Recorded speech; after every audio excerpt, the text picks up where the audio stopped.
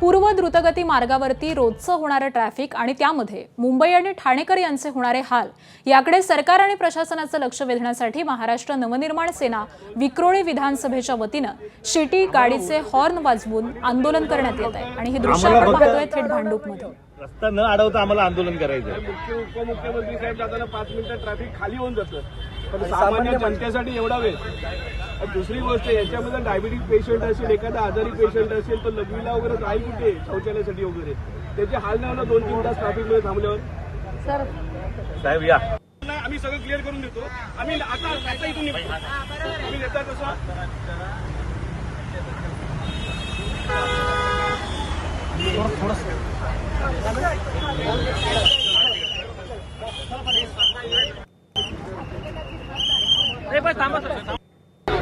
आणि याच सगळ्या संदर्भामध्ये आपण अधिक अपडेट जाणून घेऊयात। आमचे प्रतिनिधी प्रशांत बढे सध्या आपल्या सोबत आहेत।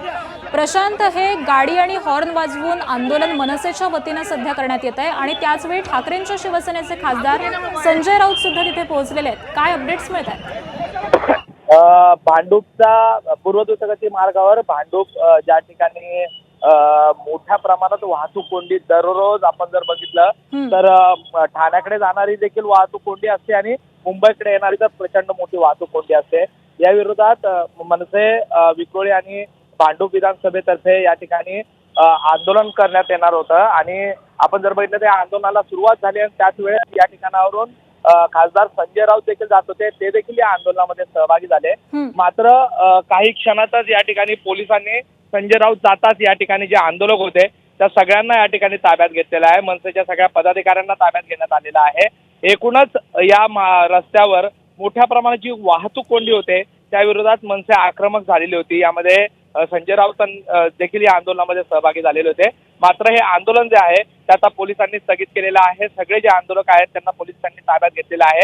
मात्र पूर्व द्रुतगती मार्गावर जी वाहतूक कोंडी होते त्या वाहतूक कोंडीला कुठेतरी पोलीस प्रशासन जे आहे ते ही वाहतूक कोंडी कमी करू शकत नाहीत आणि अन्यायकारक पद्धतीने या ठिकाणी आंदोलकांना ताब्यात घेतलं जातं म्हणून मनसेने संताप देखील व्यक्त केलेला आहे।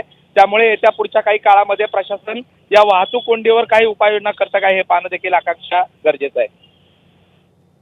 तर मुंबईच्या भांडूपमध्ये वाहतूक कोंडी विरोधामध्ये मनसेच्या वतीनं हे आंदोलन करण्यात येत होतं। मध्ये थांबतोय 3-3 तास, ही जनजागृती करण्याचा प्रयत्न होता, पण या प्रशासनाने हे हुकुमशाही पद्धतीने हे थांबवण्याचा प्रयत्न केलेला आहे आणि आम्हाला कुठल्याही प्रकारचं आंदोलन किंवा जनजागृती करण्यासाठी त्यांनी परवानगी दिलेली नाहीये आणि अशा प्रकारे गळचेपी करून आम्हाला अटक करण्याचा प्रयत्न करत आहेत। संजय राऊत देखील तुमच्या आंदोलनात सहभागी झाले। लवकरच एकत्रित युतीमध्ये जे काही एकत्रितपणे आम्ही यामध्ये मोठ्या प्रमाणात आंदोलन करण्याचं आश्वासन त्यांच्याकडून आलेलं आहे। एकूण नेहमीचा हा त्रास आहे का ट्रॅफिकचा तुमचा? जवळजवळ 6 महिने हा जे काम चाललंय तेव्हापासून हा ट्रॅफिकचा 3-3 तास लोक ठाणा ते घाटकोपर या दरम्यान 3 तास थांबावा लागतो। गरोदर महिला जर कुठे जायचं असेल हॉस्पिटलमध्ये तर त्यांना खूप मोठा त्रास सहन करावा लागतो। काय सांगाल?